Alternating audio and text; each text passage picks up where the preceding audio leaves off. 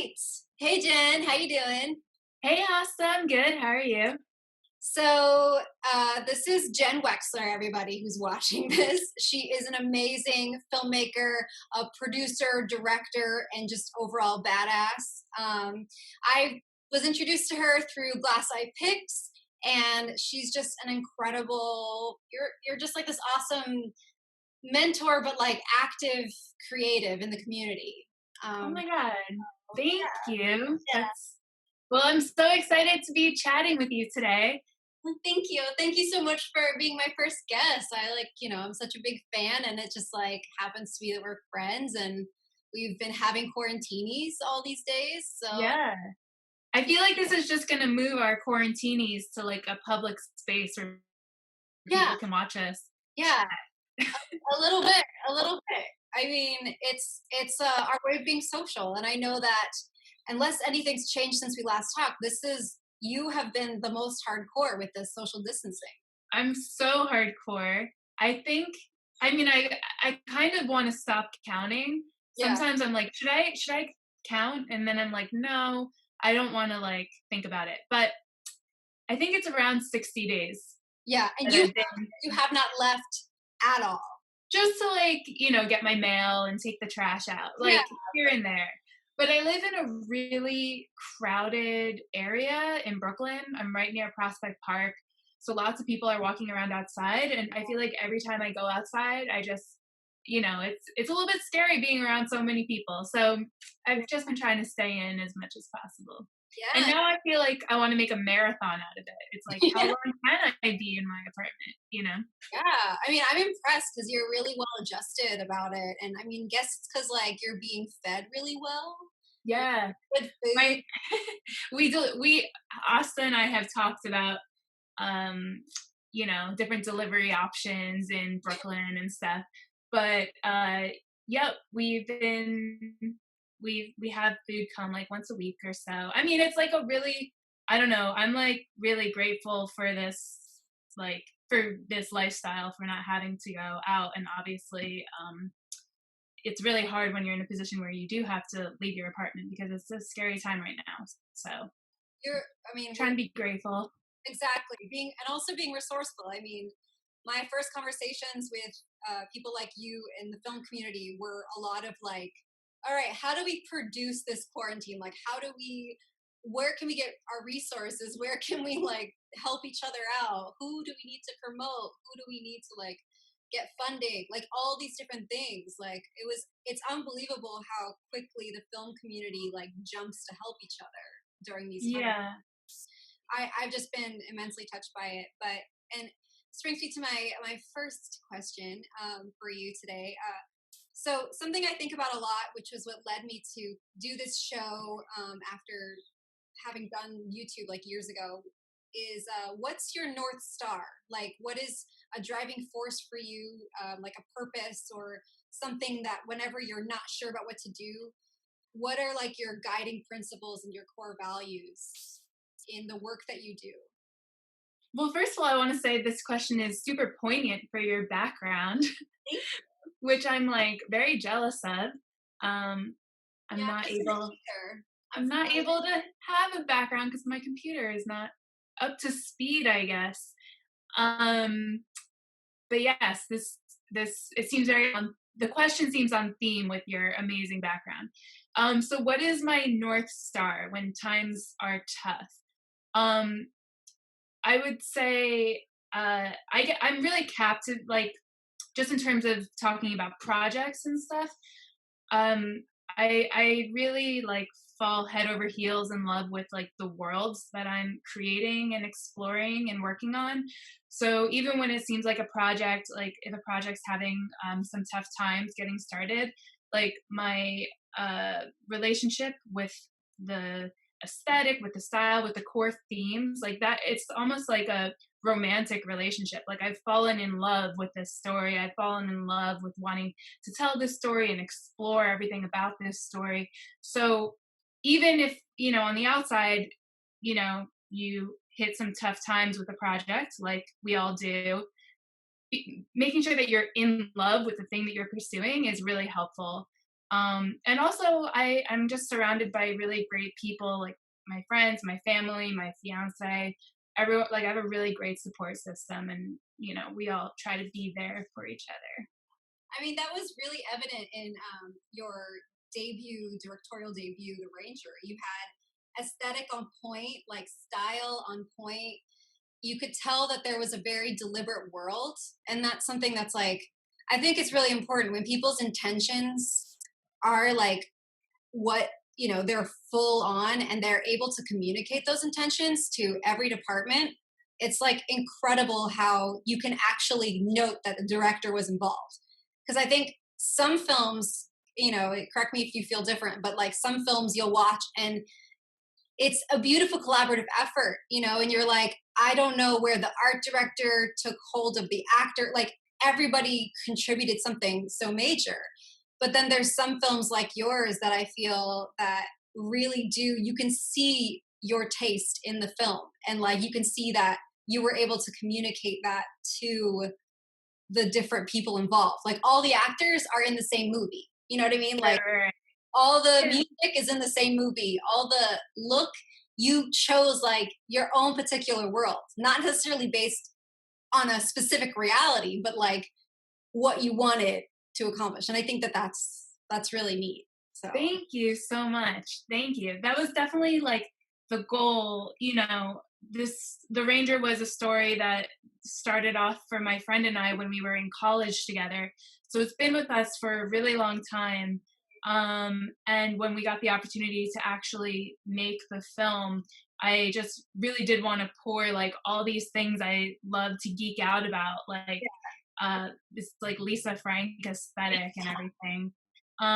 But that is why I'm like, that is what I love about directing, is like every story has its own aesthetic. Every single movie has its own aesthetic, and the aesthetic will be determined by where it's set, the period, and all that, of course, but also the themes. yeah, Um, and it's like, how do you use those themes, and how do you use the aesthetics, and how do you marry them in a really organic way? So I think that there's a lot of work that you do early on. You have your script, and then you're trying to get financing, and it's like that's the time when you're really exploring what is this world going to look like, and you're talking to like potential collaborators, and you're defining for yourself like what is the dream version of this movie, because you can't communicate it to anybody unless you know what it is first. exactly. And I know that you actually set this up through Frontiers for Fantasia Yeah. Festival. So you had to make like a pitch deck, a proof of concept, and all these different things. So I think it's really fascinating. Like a lot of filmmakers do have to put themselves in a position to know their vision before the reality like is set in, and it's Yeah, it was an amazing exercise, actually. Like, so for anybody who doesn't know, Frontiers co-production market at the Fantasia Film Festival is like you go to Montreal. If your project is, you submit your project, and if it's selected, you go to Montreal and you pitch your movie to like a room full of industry people, and then you have all these one-on-one meetings. So as out of Frontiers, like our film The Ranger got financed. But as you said, like in prepping for Frontiers and prepping for your presentation that you're going to give at Frontiers, you have to create all these different materials. And that was like a really helpful, I'm like so grateful for that exercise, because, it was my first feature as a director. I'd produced some, but as a director, it was my first feature. And it really forced me to figure out what am I saying with the movie visually? What is the aesthetic? Like, how do I talk about the movie to people? Because I've met a lot of filmmakers who haven't been through that process and don't realize they need to go through that process. And it's also when you're starting out, it's almost like what do I do next? Okay, here's my screenplay. Now I want to make it. How do I make it? So Frontiers was really helpful in helping me wrap my mind around what you do next. Yeah, and also I think that it brought your message clear at the end, because you did have to sell it from the beginning. I know a lot of projects, the producers take more of that pitch standpoint. So I think that, you know, any like festival that does do something like that, they give the directors and the producers the opportunity to really like nail their voice down. Absolutely. You've been so good. Your experience prior to Ranger was in producing, so you've been really good at finding ways to get people's voices and like make sure it can like happen, and then the logistics behind it. You know? Right. Yeah. Thank you. Yeah. So we're obviously like we already like know so much about each other, so it's Yeah. interesting. But you know, a film that you did recently that I absolutely adore, producing wise, was Depraved, and you were able to accomplish a lot of like interesting things. Anything you want to share about that experience? Yeah, well, it was Larry Fessenden's most recent feature film. And Larry Fessenden, for anyone who doesn't know, he's an icon of independent horror. He is like art house horror since the 90s. Yeah. He's or maybe 80s. He started hit the company Glass Eye Pix in the 80s. So I've been working at Glass Eye Pix, or I was working at Glass Eye Pix starting in 2013. So it was just like such a joy for me to get to, you know, finally produce one of his features. And it was a feature that he'd been trying to make for a long time. It was his take on Frankenstein, modern day Frankenstein, set in Brooklyn. And just getting to like be on set, watch him in his element. He also produces a lot, so I certainly learned a lot from him in terms of producing. But getting to, and I produced some short form content that he had directed. But getting to like be on set for his feature, his like this passion project that he had been waiting a really long time to make, was just such a special, wonderful experience. And if you know Larry, you know his aesthetic, and I think that Depraved is like you're inside the mind of Larry Fessenden. Yeah. It's the most realized. I think that it was like you guys were able to put together what he'd been dreaming of doing for a long time, and sometimes, you know, those kinds of things also get made when you don't get too much of a budget. You know, obviously more budget is great, but sometimes I think that Glass Eye has been really great at showing what people can do with creativity and limited, you know, budget, and like For sure. so And that's something that we always tried to do at Glass Eye is, well, first of all, like supporting the filmmaker. That was one of the important things I learned from the producers of Glass, like when I was first starting there. Like we support the vision of the filmmaker, and you know, doing it on a budget. Like just because we can't get the dream budget doesn't mean we're not going to make the movie. We're going to figure out how to use these creative restraints and make an awesome film within them. And all of that it was like I did go to film school, but this was like real film school. This was like on the ground. And then, you know, getting the opportunity, I produced like 6 features while I was at Glass Eye. So, and all of that was really helpful, prepping me for when I went to direct The Ranger. yeah. And I was going to ask you, so we've known each other for a few years, and you've obviously been producing, and you've worked on a lot of like really interesting projects that have like harrowing moments on screen and obviously probably off screen too. But how do you keep so level headed and chill? You're like always like, it's all right. It's Oh it's my okay. God. Like I've never seen you freak out. I've never seen you freak out ever.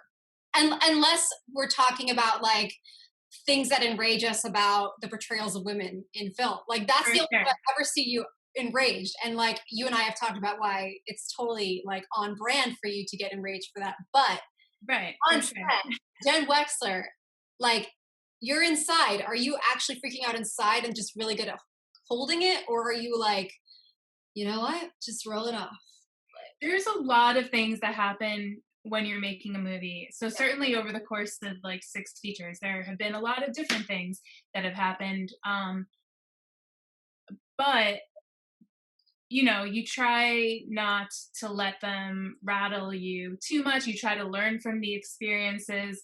And overall, I think in terms of, being on the set, like everybody's looking to the director and to the producers for what the vibe of the set should be and what the dynamic should be. So if there's a lot of freaking out in those places, it kind of trickles to the rest of the set, and that's not what you want. And you want to be able to approach everything as level-headed as possible. At Glass Eye, we have a saying, which is safety first, movie second, feelings third. So we try to remember what the order is. Yeah. And we're making these like small films or small crews. Like, it's such a pleasure, and we're so lucky to be able to be making these movies. And we're so like grateful to all the people that are like working on them and giving us like their time for, we're not paying them a ton of money. Like, no one's getting paid. These are like passion projects. Yeah.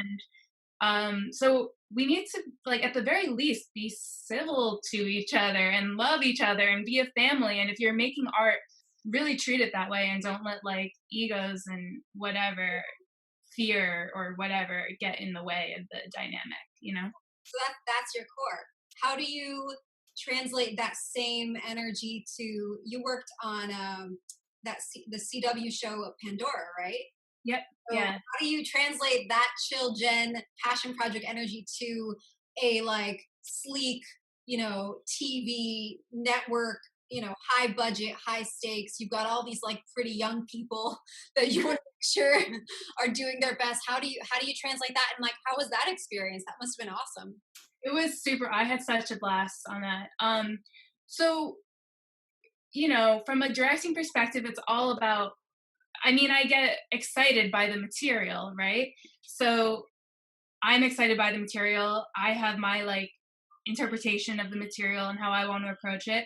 And then it's taking that like excitement and enthusiasm and connecting like with it, with the rest of the cast and with the showrunner. And it's all about creativity. And on a TV show, it's really the showrunner's vision. So you want to make sure everything you're doing fits within the showrunner's vision.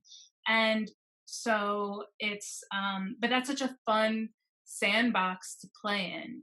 It's so fun to figure out like, okay, what are the rules of this world, and how am I going to take this material and fit it into the rules of the world? Again, it's like creative constraints. Like, that can be a lot of fun. Yeah. If you are approaching it with like the right outlook. So in terms of like how I am on set, I'm just excited about getting to be there and getting to like make this thing. And I try to bond with the different department heads and with the cast over like the creative ideas around the script.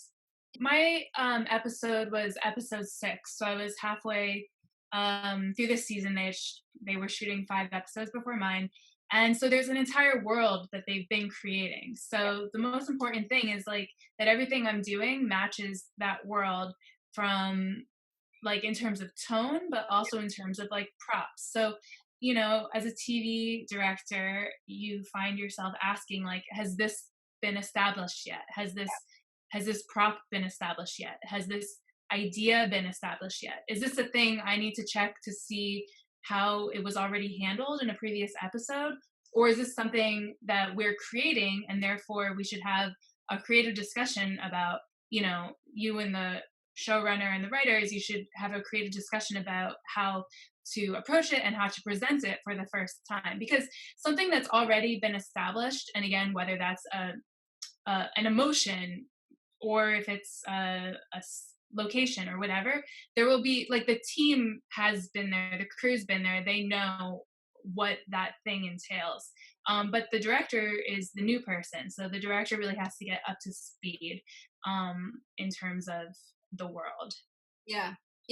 I've only had one TV experience, and it was very like, my part was like, it was just like go in, go, like everybody was like, because time is money, so it's quite an undertaking. And it's with someone else's ideas, you know. It's such an interesting theory. Yeah.